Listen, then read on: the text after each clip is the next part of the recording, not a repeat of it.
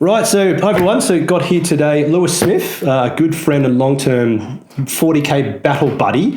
And we've played since mid of 9th edition. I think it was, Lewis. Yeah, end of 2021. Yeah, and at that point you were playing Custodes.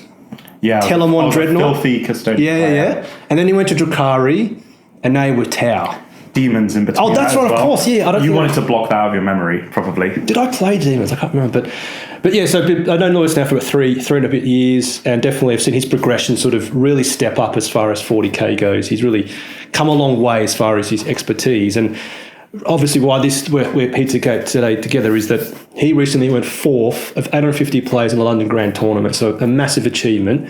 And for us commoners like myself, we played 5 games, but Lewis had to play 9 games, which is absolutely mental. And then of that, and then of that, I think you played 2 guard players to get to that position. Yeah, I had to go through 2 of the best guard players in the country. Absolutely. So all David, world. Yeah, David Gaylord and Nassine, I forget his last name, but Nassine, another British player, which is absolutely crazy. So yeah, I've obviously watched Lewis sort of progress, and I want to sort of see if I can learn anything from his ascent. To get better at 40k, but then also for us guard players to get a bit of a external perspective on sort of the Astra Militarum as an army. So let's start. I've got a couple of questions for poor old Lewis here. I'm going to ignore him, but when did you start in the hobby of 40k? At what point? And why? Why? Yeah. Thanks, Jeff. Can I call you Jeff on your podcast? No, you must call me Garsman Hannon. Sorry, Garsman Hannon. Yeah, what a personal question. How dare I say exactly, that? Yeah. So I played as a kid.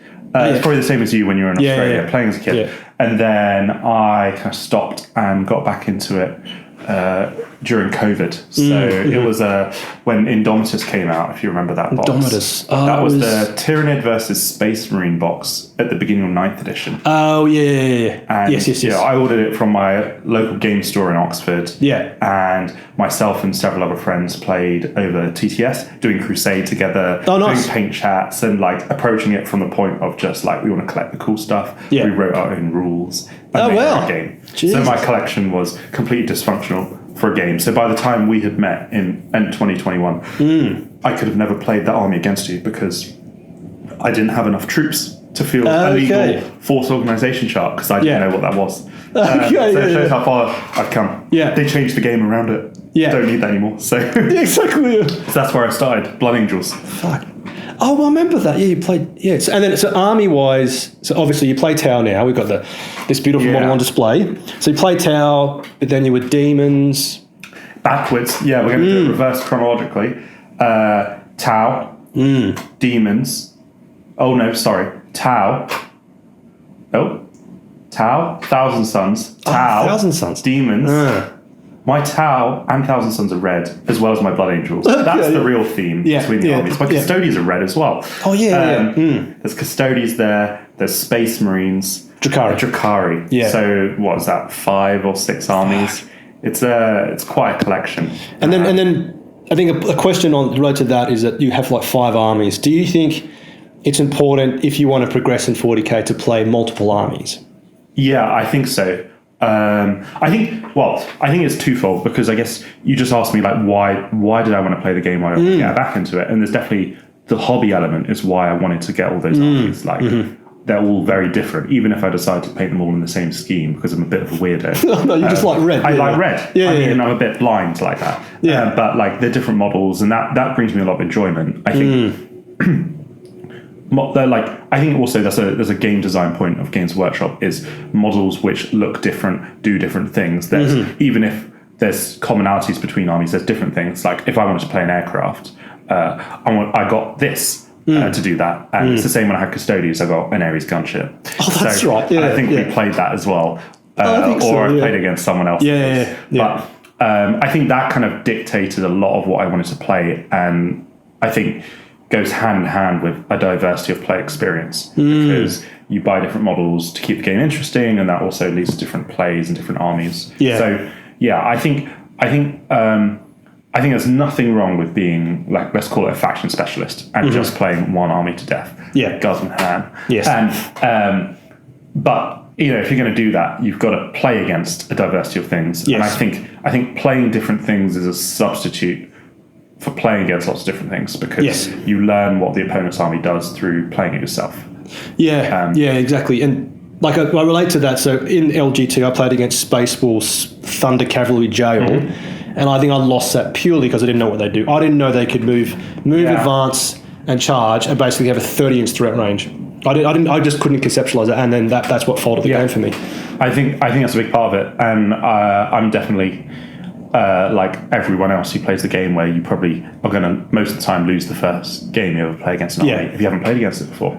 But that's I think it's part of the fun of it as well. Playing against lots of things. It keeps the game fresh. Yeah, it keeps me excited about an army which I've played 150 games with. I haven't played 150 games with a tiger shark. I think my mind would melt at that point. It would get a bit boring as well. But at least with a data slate and that keeps it fresh, and that's going to be coming out soon. So I mean, it keeps the game interesting, and I probably will be selling some of those armies. Or at least to make space, lend it to people to play with, and to get other people into the game, try things out. But I think that's how I get my enjoyment out of it, is the hobby and the painting, and then I think the game, the play, is goes hand in hand with the social interaction as well. Yeah, and we just had a pizza in London here, and we kind of spoke about that. So Lewis obviously been playing competitive now for 2.5, 3 years.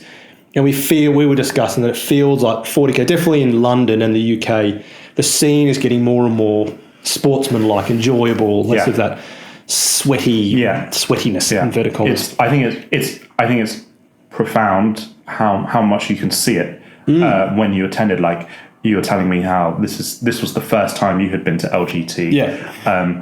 And every game you had was great, and you had a great time. Absolutely, I can at least say from this year versus last year and the year before that I went to, the quality of game in terms of the enjoyment out of it is just getting better and better. Ignoring the fact that when I played that first tournament within the last 3 years, I would have been much more inexperienced and obviously contributing to the game experience. You can get annoyed because you're not playing well. But I would say that the streamers and personalities and watching people play the game online, and people like yourself who present themselves in a way that kind of promotes good sportsmanship, good play, and they see it being played in the best way, in my opinion, is the best way to play the game, even at the highest competitive level. Means that people who are learning how to play and coming to these events are going to be emulating that behaviour. And I think that is something that Zach at UKTC should be accredited for, because he streams the finals, and he has Joe War Games Live coming and doing it, and that means that people come to their event go in with that expectation. If they want to do well, they're going to play the best, and exactly. And so it's really, really good. No, it is, and it's definitely every game feels like the crowd is getting more and more enjoyable now. And one more thought is I was a bit worried. I nearly didn't go to this LGT. Oh, really? Because I didn't want to just go to another 5-round event which happened to have nearly 1,000 people, because if I had my choice, I'd rather not be around 1,000 people. Sway in the room, it's a lot. But this is it doesn't matter that I did particularly well at this event. I had a great time, and it's really positive. As Lewis said, it was really nice. They streamed the top cut games, and they look like obviously very intense games, but very well run. Both players obviously at very high level focusing on what they're doing, but they're both enjoying the match. And Lewis went into Nassim, and that match was genuinely felt like you blokes were having a good time at the table, which is very important. And I did not feel any stress or pressure. I was not. I would say I wouldn't want to think about what's going on, or all the people text me at the same time. My phone vibrating constantly. But at least just at that table between me and him, we were on the same page. We were helping each other. And there was, it didn't. I think we were both invested in us having a clean game. And either of us winning fairly, and Nassim said to me even after the game, as a credit to him, he wasn't upset that, of course, he would like to win, but he wasn't upset because he lost to me. That is the nicest thing he could say, and I think it's a testament to him as a player. And I'm sure everyone saw that when they watched the Joe War Games live. I mean, they probably didn't see him kiss me, but no, exactly after. Exactly, Yeah. but, intimate. Yeah, I mean, I bought him Macca's, so No, that is the ultimate in saying thanks. But so just kind of related to that is then. So do you play any other game formats like I don't know, Kill Team or Marvel Crisis or something? Like, do you play any other game formats? Yeah, I mean, it's such a leading question. I do play Marvel Crisis Protocol. Yeah. That's a game which I've picked up because, like, just as I said, I got into 40k in COVID, playing with friends. That same friendship group moved on from 40k, but I very much still enjoy playing board games, card games, other tabletop games. So we play Marvel together, and I think that's the most successful game in terms of just us consistently playing. And obviously, I don't play that anywhere near as much as 40k because I'm a bit prolific. Like, I probably played as many games of Marvel as I have played tournaments of 40k, to give you a sense of like 30-something events of 40k. But I've only played like maybe 30 games of Marvel. But it's really, really fun. I like that it's just a few models, and it's a similar theme. Like, I can pick the models I like. They're not all red, believe it or not. But like, it's kind of cool that, like, it's and you don't really get this with 40k. It's like, if you watch Marvel films and you enjoy them, I can be like, oh, I really liked the Juggernaut, so I'm going to put Juggernaut in my team. I really like Michael Fassbender as an actor, so I'm going to put in Magneto, and it looks like him. Yeah. I like Michael B. Jordan. Yeah. I've got Killmonger. Like, they can all be on a team together, and you can have a great time. Yeah. Just kind of playing that way. It's a much more balanced game than 40k. Yeah. Just in terms of like mechanics, and I don't think I've tried Kill Team. It's not remotely comparable, other than using a fewer number of models, but. I do recommend it. We can play some time, of course. Yeah, if it's only a few models, but I think. Where I'm leaning with that is then, do you think that playing multiple game formats beyond 40k helps you as a player in 40k? It probably does. I think just generally being good at games is the transferable skill, and that's really vague. But the irony of that is, like, I'm going to Marvel WTC, the World Team Championships for Marvel Crisis Protocol. I've only ever played one tournament Marvel. But, I'm going with friends and they needed an extra player. And that in itself is why they asked me, because it's the best they got. But, my qualification for that is being good at 40k. And that's why they want me. But there must be, And there's definitely elements. There's transferable elements, I think. So, like, to comment on that, I think, going into games with plans, thinking about deployment, that's a common theme between the two games. Thinking multiple turns ahead is really important as well. Like, even if it's basic as, like, I'm going to move up. I'm not going to go to the midline this turn, and my move characteristic doesn't let me get there anyway in one turn. But I am going to move up, so I have the option to go there next turn. Okay. And if you don't have that forethought in any game you play, when it's like objective based, then you're not going to be scoring primary, for example. That's something I've noticed with myself, is that, like, for a long time I was just rolling dice and pulling out my tape measure, which was just fun. But then I've only recently started to think, like, what have I got to do a turn or two turns ahead? But that, for me personally, is still a bit of a struggle, just conceptualising what to do with, you move a Regal Dawn there, where does it go next? But I guess then... And I do that when we play. So when we played that one game of 10th edition Tau versus Guard, I think I played with a Tiger Shark as well. Yeah, that was terrifying. It blew up my Dawn. It blew up my Dawn. I did like 30 bloody wounds. Pop smoke, blanked one save, and he's like... Here's 6-5 ups, and I was like, okay, and I failed all of them. Yeah, and it's like 30 damage, mate. In that game, for example, I went in thinking turn one, and you may not believe me, but it's like, I already knew when the plane comes down at turn 3 what I was going to shoot with it straight away, and how I was going to get to that point in the game. And what it would let me, and the reason I was killing that unit is because what it would let me do after by removing that asset. So, like, identifying in the opponent's list what things matter for your other units to score, for example. How are you going to counter my plan? And I guess a lot of that, in the context of 40k, comes down to understanding how your opponent's army works. Yes. And understanding profiles. So, like, I'm not going to look at a Rogal Dawn knowing every stat, but, like, when we played that game, all other key things I asked you were, it's got these multi-melters, they're range 18. Okay, so I don't need to know what the Rogal Dawn does, I need to know its maximum threat range. you told me that like which guns have a certain amount of AP. So if it was AP1, I know that these models of mine should be towing behind cover so I can remain on an armor save. Like that, I should always be doing that and checking that for myself, irrespective of what you do. And I think that definitely improves the quality of your own game.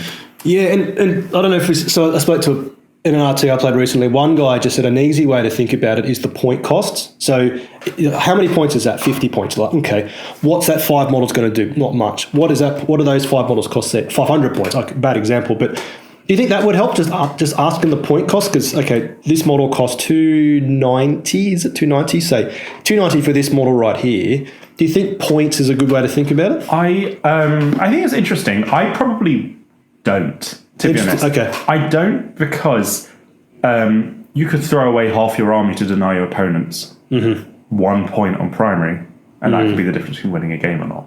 Yeah. So in that sense, I think value is very relative. I think also across armies, just because your unit is 50 points doesn't mean that their unit of 50 points is of the same value, because armies do things better than others. Yes. So yeah. And I think that's the danger of it. I think it's definitely an indicator of whether something is high value or not. Like, this is the extreme. Like, if someone told you that was 275 points in a game, and you'll be like, it's 40 shots? What the fuck? Like, absolutely. Yes, it's insane. absolutely. Was sustained. How do you get sustained to? From turn 3 in Kauyon. But like, you think about it, there's like all the layers of the rules. You're thinking like, that model always trades up. Yeah. But like, at the same time, Astra Militarum gets Bullgryn, for example, and they also do that same thing. Like, you wouldn't believe that unit is 180 points. For and it can just bounce a Demon Prince for 3 turns. Yeah, exactly. So I think maybe it's like a nice stopgap in terms of like, let's say, for example, you're in a vacuum and you're like, my opponent is exposing these things to shoot, and it has no impact in the game otherwise than just killing their models, because you can win games by tabling. Then I think that is a sensible thing to think about to a limit. But in the end, like, I'm always focused in 40k on how am I going to score secondary and primary, and how am I going to deny yours? And therefore, the value of my units, irrespective of their points, can go up or down, providing on what they achieve towards that goal. There's multi-layers, and I think it becomes very contextual when something is worth that 50 points or not. Like, sometimes I tell people that I consider a CP worth about 50 points in terms of like what I would pay for certain abilities or effects. And I think that probably feeds into it as well, in the same way. Like, I value, like, you pay a premium for the aircraft keyword. Not on this model, clearly. You pay aircraft to be on the ground. When the slate comes out, maybe next week or the week. I reckon end of the month, actually. I think end of the month. End of October. Yeah, I forgot where we are in the year. But yeah, exactly. But it's so difficult. It's really, really difficult. I think sometimes actually what I do, maybe this is another comparison to points, it's like another word for a 50-point unit in terms of like semantics, you could say, is killing their chaff, killing their screens. You probably use that quite interchangeably, like killing their chaff things. Like, you could consider a plan is like, I'm going to kill all of their chaff, all of their cheap units. Because then they've got to start committing the expensive ones. To do an action, maybe. Yeah, exactly. Like, who wants to be doing an action with a Rogal Dawn? No, exactly, yeah. So, in that sense, in that context, it could be right to say, like, I'm going to go after their 50-point units. Because that's... Again, certain armies will have that. I mean, the ultimate example, maybe knights who bring, like, an attachment of the cheap, the Imperial Agent units, whatever they're called, and you go after them, because then they've got to basically use a knight to perform an action. So... Yeah, now, one is then, this is interesting, I think it's, this is a bit of a jokey one, is it? So, the question actually is, at what point do you think you're pretty good at 40k? And I'm pretty sure it became obvious at some point, but then, what can you attribute that success to? Who can I attribute that success to? What? Anyone saying it? No, it wasn't. No, it wasn't. It definitely wasn't. No, it wasn't you. I helped a little bit. Yeah, I mean, you definitely give me confidence, of course. I think a big part of it is actually confidence when you play a game is a big part of winning. Yeah. It's the same as like the joke is like football penalties. If you go into penalties a bit tilted or like worried you're going to lose, you're definitely going to lose a penalty because you're just going to punt it. Like, I think you need to play lots of games and be comfortable around people of all different ability and be comfortable with taking punches and having harder games, and then also knowing when to push and like and play tighter and tougher and doing that maybe not at the expense of your opponent's enjoyment. Like, I mean it's very specific to us. Like, I'd like to believe we've never had a bad game. Like, no, legit. Yeah, legit. Yeah. Even if I've smashed you every yes, you have numerous times. Yes, and like it was always fun. Yeah. But like, I have to learn that. Like, and I think that's important because I definitely think you can sometimes like you don't want to lose perspective, get like too invested in a really minor part of the game and throw it, or even at the other extreme, like worrying about things off the table. Yeah, and the social interaction, which is what I really care about, but I'm aware that some people do not find that important or even as easy as others. No, exactly. Because it can worry people. Like, everyone's different. Like, do they want to go to a tournament because they're worried that they're going to encounter difficult people? Yeah, it makes them really uncomfortable. Because so I think that's a big part of it. But like, in terms of like getting good, that's like personal expectation. I remember like the first event I went to, I went 3-2, talking about GTs. I was really proud of that. It's legit. And that's really good. And absolutely. I think for many people that is their goal at that level. But once you get past that point, you've got to think higher. And I remember for a while, it took me a while to break through from 3-2 to 4-1, and then from 4-1 to 5-0. And now every event that I've gone to in the last 6 months, let's say, actually that's probably all the events I've done this year. It's just like, just keep going undefeated and get close to podiuming, and then or making it to come like second or third, and then at the LGT completing the shadow rounds and getting through to the top cut. Like, I think you just got to go through all of those stages. And maybe also like the litmus test is, because I think also this just comes from like what you're basing being good, or how do you base being good? Like, what is it relative to? Like, what's your measure? Who are you beating?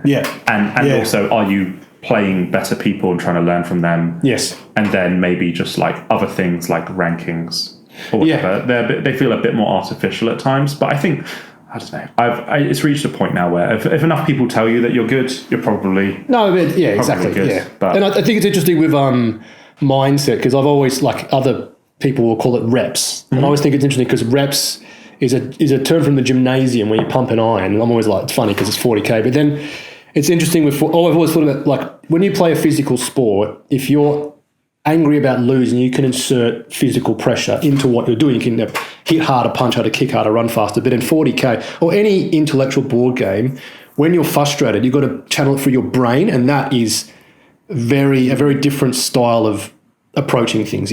Frustration of you're constantly rolling twos to hit on a 3+, but just go roll ones. How do you channel that? It's always been something I've thought about. But that's it, I guess, for some people. But I think that's also like, what is the right kind of rep? Let's say the context of 40k, because I would actually say there are such things as negative reps, things which actually make you worse at the game. Okay, and that's hard to imagine. But like, at the basic level, when I think of reps, I imagine it's learning your army. That's what reps can mean. So it's like knowing your rules off by heart, knowing your data sheets, and when it comes to things like rolling dice, I guess like a good example of where you could say, oh, I didn't get enough reps is because I forgot that I have this gun profile, I didn't shoot it, and it would have mattered. I thought I was at range, like things like that. Reps in terms of avoiding those mistakes. But like, I would argue there's such thing as negative reps, and that's why I really, really encourage playing better people better than yourself, and like TTS isn't great because in a sense of like, I prefer to play in person because I enjoy that part me of the too. game. But I think it's a good stopgap. It's a stopgap, and especially for like, we're very lucky being in London that we can find incredibly good players around the corner for us. Yes. So Yeah. you may not know this, but you're currently 2 miles from David Gaylord. Oh, really? Okay. I have to play him. He's probably 1 mile, but Not sure if I should actually. I'd just probably go like. don't say it too loudly. He might just appear like Beetlejuice. Yeah, exactly. Yeah. But like, he's my neighbour. Like, Yeah. I'm very lucky to have that. But like, there's, you could be in the US, for example, and you live in a very like a micro. Definitely. A micro meta, Yeah. and you get completely blown out of the water the first time you go to an event in another state because they play the game a different way. So true. TTS is a good way around that, and there's lots of good service for that. But this is where I think it comes to the negative rep, let's say, is if you only play the same people and kind of get in that kind of echo chamber of thinking you know how to play your own army, then you kind of limit how far you're going to go and how much you're going to improve because you're only going to be doing things a certain way. And I think maybe that's the barrier for going 3-2, 4-1, 5-0, getting good. Is kind of breaking through that and diversifying. Changing armies was important as well. And I don't mean that in terms of meta chasing, but it's just like finding a style, because one army can't do everything. There's lots of different ways of playing armies, but you may find that actually you're better suited for playing another army which you enjoy just as much as this other faction. I think we once joked we could change my channel name from Guardsman Hannon to Guardian Hannon to play Custodies. Remember that was never did that. You had a run. I played Custodies for a little bit. Yeah, but then I think I've got like 9 jet bikes and they all suck now. It's a shame. Yeah, but, so do I. But they'll come good in like 12th edition. Exactly. Exactly. They'll bounce back. Okay, then, so I'm thinking, right, so from an Astra Militarum point of view, and obviously you're not a Guard player, but you played Guard loads, what's your general impression, not necessarily from a meta point of view about Guard, but how do they play, as an outsider, how do you sort of view Astra Militarum? It's really interesting because I think the army is so different to when I played like David and Nassim compared to the many games we had through 9th edition. So we had only played one game in 10th, I'm pretty sure. But we played many games. But I think that just reflects like we're still quite early days in 10th. Yes, about a year, I think just over a year now. And I mean, you have a very lovely reason why, because got a baby now, mate. Got a baby, mate. Conscript Hannon, Rose Hannon. Yeah, there we go. A white shield. The age of 18 months, get in there, mate. Or your las gun. She probably weighs the same as a fucking tiger shark as well. That much resin. Exactly. But it's interesting to see how they play the army and the impressions. And I actually think, for example, and that's not to say it would have been a negative rep if we played, because I'm actually genuinely glad we played that one game in 10th. Because at least... Yeah, that was before Leeds, wasn't it? Yeah. Yes. Leeds but at least, it gave me some idea of what the units do. Yes. But you could imagine if we had played a dozen games and I was overconfident with how your army worked, and then I went into them and found it was played completely differently, it would have been to a disadvantage because of playstyle. Yes. And that's where I think it's probably a good place to start. And what I think most surprised me, maybe it'll upset you the most. I thought their Guard army played like a Tau army.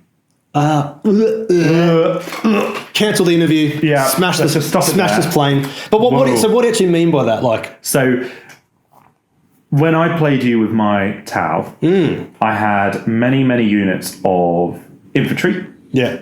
3 to 4, let's say. The way I was using them was a bit like how they use their Catachans and Scions. Yeah, like they go in chimeras or they're on the floor. Like a Devilfish with the breaches. Exactly. Yeah. And they're there to put OC on your opponent's objectives and deny them primary. Yeah. And buy you time. They're also there to block out portions of the board and screen, do secondary. So they're your bread and butter of the list. They're kind of filling everything, and they're also preventing your opponent from reaching your high-value units behind. Your high-value units are not actually dissimilar in what they do to the Tau ones in terms of you have Lehman Russ and Rogel Dawn. I've got Riptides and Hammerheads. They're gun platforms. They're not as maneuverable and quick as the infantry. Yeah. But like you feel like you're in a good spot when you've denied them enough points and your bigger things are able to move up, and they're kind of like you're not being threatened by anything because you've traded assets and removed things, and then they can get onto the objective, and then your opponent's really screwed because then they can't shift these very expensive units, which are very tough because you've removed their anti-tank, for example. Yeah. And like when you look at their lists and how they play it, like both of them had 2 to 3 Lehman Russ chassis. They had 18 Bullgryn. We can come back to that. But they both had a huge amount of just infantry and OC. And the other thing as well that they had, which maybe not every Guard player runs, is unusual, is Hellhounds. Yeah. And these models with datasheet rules, which are probably more powerful than the model itself. Like, you're not paying... They weren't taking the Hellhound because it has a flamer. Yeah. And it's a hull which does D6 mortals when it explodes. Like, which is awesome. I mean, which is awesome. Yeah. But they're taking it because it triggers ignore cover. Yeah. And that improves every other data sheet in the book. It turns their AP1 Lehman Russ battle cannons into quite threatening things into a lot of units. Yeah. So like, I think having those elements there and understanding what the roles are of each unit you add to the list is really, really apparent when they play and their positioning. Like putting the Hellhounds in the place to first strip cover before the Lehman Russ shoot. Yeah. And preserving things. But both of them played exactly how I described, in that they're kind of pushing the chaff up, using them to deny my primary. And doing that, is that doing that early? Are they using basically the chaff early? Right. Early. And then you can buy back units, and they have a unit in their list which is the most optimal to buy back, whether that's for the the reinforcement strat or Scions. Yeah, exactly. 10-man Scion, yeah. And then the Bullgryn come out turn 4 or 5. The Lehman Russ come out later in the exact same way that I probably would push. And unsurprisingly, this is an army where the rules get better late in the game. So it's actively encouraged in terms of the play style.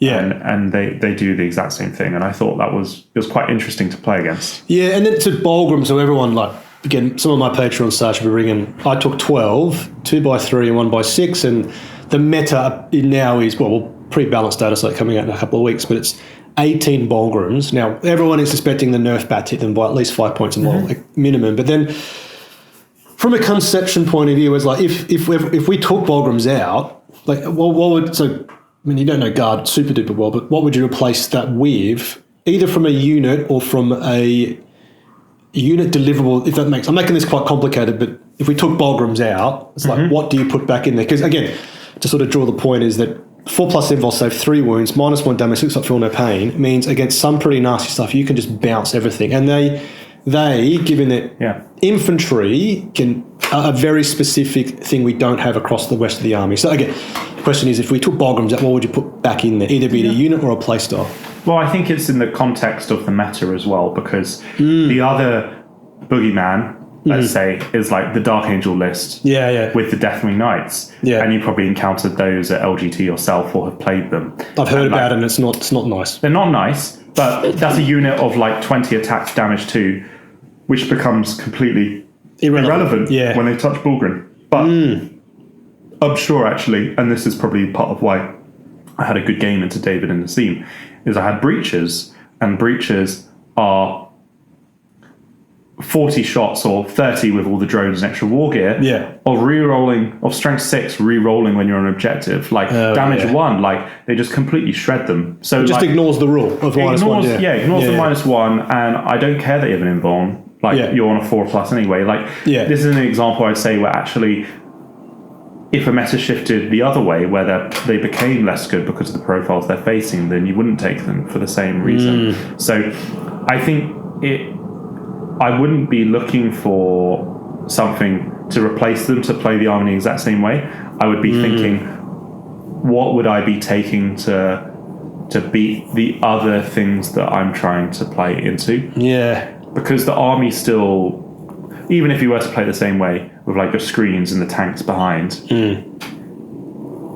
if you don't need to throw these models onto the objective or tag something and tie them up, because in the end they're just very tanky, then if you don't need that, you probably would add more infantry and take more tanks, but you'll be very particular with the ones you take with having something which would kill those things which the Bullgryn might have had a chance into. Yeah, and I think it goes back to we spoke about obviously playing multiple armies and then quality of opponents, quality of games. Is it definitely so if you're and this now when I bring it from my perspective, I'm a full-time like worker job, blah blah blah. I've got a baby girl, getting that quantity in. So how would and this again is probably a good question for anybody out there. Is it how would you get better at 40k if you've got a limit on maybe financial because we can't all afford to buy models or time, which is a precious resource in most people's lives. Yeah, what do you think? Is let's pretend you had a baby, you're fucking really busy at work, etc. How would you get better at 40k or maintain your current level? Yeah, it's really hard, and it may be disappointing to say it might not be possible because I think there's been times where I have to step away from the game for a few months at a time for work or whatever reason, and you feel rusty coming back. Yeah, and I don't think it's the easiest game to step away from. But I guess the enjoyment you get out of it comes from probably more expectation than actually winning. Yes. Because I still enjoy it at games that I lose. But I guess, obviously, consuming content online is a very good way to keep up with the game. And I think also it's a very, very positive thing about 40k at the moment that you can read and watch all these things and that can fit around a busy lifestyle. Yeah. And I think it also can accelerate learning. There is no substitute for playing. Yes. But people giving you the hot takes and telling you about how things work or generally play, because there's an element of chess to 40k and just people do these things to counter things, blah blah blah. Yeah. But with all of that in mind, it can accelerate learning and be a really positive thing because someone could save you the time and sharing lists and information and strategies. Yeah. I think that is a good way to get better, quicker. Yeah. No, I mean, it's... Yeah. Do you agree? No, absolutely, because, so I was just chatting with another guy, Adam, who plays Black Templars. I play him loads, is that we're both young dads, and getting a game in a week is an achievement. But so TTS is a solution because you can play that over many nights, but then we're dabbling with the concept of maybe we each pick up 2 other armies on TTS. Don't buy the models, obviously, you played on TTS, but then learning a couple of other armies, basically, and this is maybe a concept, is you literally find, for example, orcs. I basically create, was it Neil, the guy who played in LGT? The American guy lives in the UK. Oh, Neil. Brian, yeah. Pick up his list and basically play it, understand it. So, yeah, maybe there's that. TTS is a good point as a substitute for buying models. Yeah. I'm aware. It is an expensive hobby, but I guess, sadly, maybe that's the Warhammer can be acutely expensive, not long-term, because you get so much out of it. And you get so much pleasure and the time it takes to build it and paint it and the reusability. So, and that's also hard why I don't want to sell things because I put so much time into it. I think it gives your faction specialist second-hand stuff. Yeah, and also it's perfectly legit to play one army for a very long time and then just move on to something else and replace that collection. Yeah. No, cool. And then. Right, so then we're getting towards the end here, but then there was one specific question I got from YouTube, so thank you, Mr. Subscriber, and this is probably a very elementary aspect, and now I struggle with this actually when I started, is how do you effectively hold objectives? With a gunline army, right?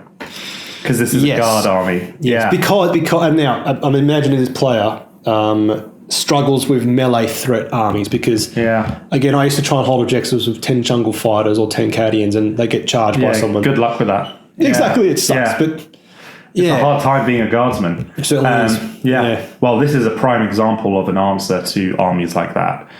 Speaking of, units, and I say this as sincerely as I can. I wasn't winning just because I was bringing a Tiger Shark. No, absolutely. It doesn't carry you, and it's not something which just wins the game. People have brought it and lost. It's not. It's definitely a play skill element, but this brings rules which makes my army that much better into melee armies because aircraft such as, and the same as towering models, can see over obscuring terrain, which is the kind of thing they would stage behind before they're going to charge in. So it gives you an answer. there's other things as well which I do with a Tau army which are very relevant to guard. So the unit you're putting on the objective is really important because generally you want something survivable if it's going to be charged. And then the second thing is it going to be enough OC that they can't just throw on 5 scouts or whatever. So like for you, that probably isn't going to end up being the Bullgryn or some holds. So there's a deterrent which I do a lot with Tau, and it'll be the same for guard, is putting the Chimera on objective is great because they can't just kill the Chimera because the guys the boys will pop out and they'll steal it, or it's not a valuable trade to kill the transport without getting the guys inside. So that's helpful. The other thing is, and I think this is almost surprising to think about this way, but like you can counter aggression with aggression. So if you are sending your guardsmen as far forward as you possibly can, and you have those higher value units you don't want them to get charged behind that, but they're on the objective, then you're scoring your points because your opponent cannot physically get to it. They're blocked out by the cash and jungle fighters. And that I think is really, really important. And it means like basically if you're going first, for example, into a melee army, you don't want to stand still and wait for them to come to you. You should capitalize that advantage by pushing forward, because there's only so far they can close, and like armies like World Eaters don't care whether you're 24 apart or 10 apart. What they do care about is whether there's like over 4 inches between your screen and your unit behind, because then they can't pile into it and fight it. So, And so as I said, like against Space Wolf J or whatever you call it, I lost that because my screens were complete. But then I played World Eaters my last game, and I went first. And by the beginning of turn 2, there was like a line of jungle fighters and scout sentinels across the entire board like that. Just like that. And the poor Matt, great opponent, he just had to charge chaff. And then you killed all that stuff. And then they're in a bad spot. So that's really important. It's the proactive nature of that. And I think also a lot of those plays require just that little more planning and forethought of where you got to be. And I guess at the same time, like doing that isn't enough. You've got to have a plan for the turn after, because once they kill that, what are you going to do? So you want to still set up for the counter plays of killing those things exposed, or maybe doing that again for another turn if you can buy time. That might be enough to win a game by 5 points, which is maybe the best you've got in a matchup like that. You need those plans. Like for me, it was buying time till the plane comes down, and then I start delivering making, all those hunted players, like going full John Wick and just like shooting everything. Or like cue the Thunderbirds theme tune, and the plane coming in, like all of those good things. But like you've got to have a game plan to win. I think also like appreciate that like armies like Guard are very, very good at secret missions. And like, for example, holding all of the objectives in no man's land, you got a lot of good battle line, which can come on into your opponent's deployment zones. There's already 2 examples you could do. Maybe you're only holding your home objective. Well, that's fine, because you do that for 4 turns. Turns 2, 3, 4, 5. You get a secret mission. Or even then, maybe you hold your objective for sometimes, and then you get bottom of the game, you hold the ones in no man's land, you secret mission. You've just got 40 points on primary. That can still win you the game. So like, I think it's probably like accepting what your game plan is over 5 turns and play for that as well. So that's another way to look at it. That's really helpful because you could take the view that you're going to passively score your secondaries. An army like World Eaters, for example, has to come out. They don't have as many units for scoring. You could lose all your guardsmen in a game and not really care. They can't use 8-bound like that. So you're going to get an advantage over the 5 turns in that sense. So maybe you're ahead on secondaries, but then you kind of match them on primary with the end game. And I think that's one again. Well, so I was saying to Lewis before we started this is that I'm an MSU chaff player. Like I love loads. I like all the models everywhere. Like, but then this is. I think I've discussed it in other videos of mine, is that like skew lists, is that a good idea? Like, again, from an outsider perspective, do you think Guard best work skew list tank companies, for example, loads of tanks? Is it all just infantry spam like Kaz? Because there have been some winning lists recently that were literally just all infantry, no tanks. Or is it a combo of like with David and Nassim play, which is a bit of a mixed list? Well, I think the common player can benefit from a skew list in a sense of that it's an original list. And that gives you an advantage into every game because you can have experience playing with it and you can have a plan, and it's harder for your opponents to prepare for. And that will give you an edge. And I think that's it's a a good positive point. thing. Yeah. Because like your originality is rewarded by coming up with an innovative solution for something or playing a game in a slightly different way. Because naturally, and especially because people learn the game through sharing of information like over the internet and YouTube videos or whatever. So like if everyone is bringing 15 Deathwing Knights, and this is almost like the thought process I went in with this towel list and probably why I did so well. Especially why is because I had answers to these units which other people didn't have, and I was doing it a different way. So that will definitely reward you. So it shouldn't discourage you. So it's the same way as like if someone says take 18 Bullgryn, you're like, yeah, they're good, but also you've got to be aware that maybe every other player at the tournament has a plan into 18 Bullgryn, and maybe that is not actually to your advantage. Yeah, because eventually, and this is, the meta will catch up. Everyone's going to basically have an answer to Bullgryns, and I think the answer is, as you say, it's like loads of damage one, winning on 4s, if not 3s, re-rolling. Cool, so getting towards the end, and I'm thinking then, which army would you like to play more of? Either you can't because their rules suck, or you can't afford it. What do you know what I mean? Like, what's that army? Oh, I'm going to sound like so cheesy when I say I actually want to play Guard. Oh, really? The new book coming out in January has got me so excited. Oh, really? Oh, okay. I'm going to tell you now, you can hold me to this. So my Guard army is going to be a Renegade Guard army. And I'm going to convert it. And every single army I played at... Are you going to scratch like little chaos things on their armor? I nearly said something I shouldn't have there. But every army I beat at LGT was an Imperial army as well, just to make you feel better about that. But like, this interview's over. It sounds cool. It sounds cool. Like, I mean, I think it's the whole potential of the Guard. Yeah, it's really cool. Yeah. And the models are great. Like, I would enjoy it. And I think especially as I've identified, I see a way to play Guard in a way that I enjoy playing the game. So that's something which I want to do. But is it? And this is then the thing with Guard is it's quite an expensive army to play. Probably like Tau to a degree. Tau is one of the most expensive armies in the game. Is it? Yeah. I didn't find that out until I started. Here we are. Yeah. At least I've painted it all. Yeah. But Admech is also a very expensive army that interests me just because. I love them. I love Mechanicus. I love all the lore about these robot men who's a bit smelly because they're rotting on the inside. Yeah. Okay. So that would be really nice. But like. There's some armies in the game which I would never play. That's also easier. Like I don't see any appeal of playing like Votan, for example. Yeah, neither personally. So so that's fine. Like you can buy my Custodian's army, for example. You can just have it. Like I don't want that anymore. That's not an army I'll probably ever play again. Oh really? Yeah, I don't know. The book's a bit flat, isn't it? The book. It's just I don't know. I think I've decided I like having like a big centerpiece and lots of little guys. That army doesn't have enough models on the table. No, for me. No. A bit too punishing. Yeah. Right, so I think that's probably, it's been 45 minutes, I think, of recording, Lewis. So really appreciate you giving your perspective from a competitive play point of view, because obviously a very talented player. And that was one thing is, out of LGT, you got the best overall award. Is that right? I mean, that's the thing I'm most proud of, right? Can you believe that? No, I can't. Best painted, best sporting, best player in the 5 rounds, and that's got you a ticket to the World Champs in Atlanta. World Champions. Yeah. In the US. Yeah. Did they pay for your flights? No. They are paying for my flights. Legit. Yeah, they're paying for my flights. Man. Thanks, James Workshop. No, but that's huge. So that's fantastic. So then you're going to be playing up against all like the world's very best. Well, I don't know if they're going, but at the very least, I think it's going to be really fun just to play against international players. Yeah, it's really, really fun. I don't think I've ever played against anyone from the US at 40k. That's going to be really Maybe TTS.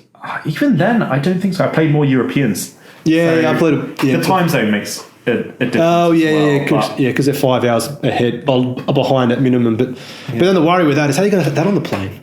Is that going to carry on? Fly there on the Tiger Shark. I think you should. Can fit. Like I can fit my army on top of that model. Plus your luggage, carry on. It's fine. And yourself. You can get on there as well too. Yeah, it's quite very sturdy, but it's very durable. It looks quite aerodynamic as well. I think it does. Could probably fly. It could definitely fly. Yeah.